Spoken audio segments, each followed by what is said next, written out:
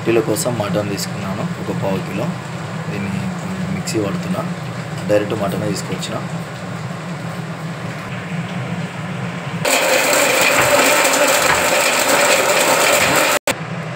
Mixie పట్టుకున్నా, మంచి ఇట్లా ముద్దలాగా అయిపోయింది.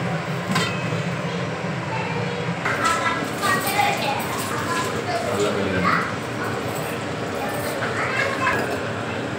పసుపు, 2 స్పూన్స్ కారం, తగినంత ఉప్పు, తగినంత గరం మసాలా,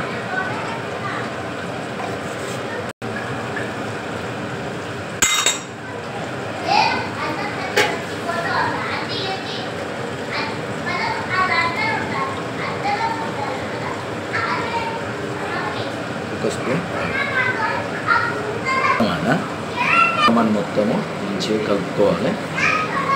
చూపిస్తుంది.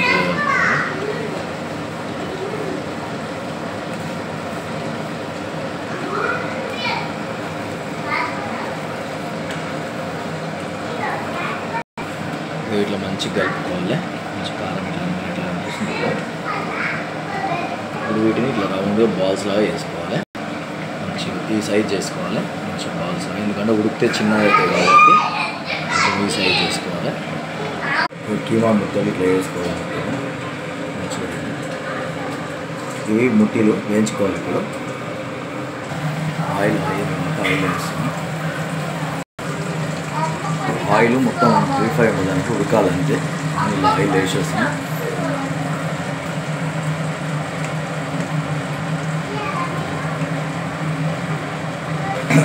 సిమ్లో మంచిగా ఫ్రై అవ్వాలి. దీనిపైన మూత పెట్టేసుకుంటే అదే ఉడుకుతుంది. ఒక 15 minutes అట్లా సిమ్ పెట్టేసాను.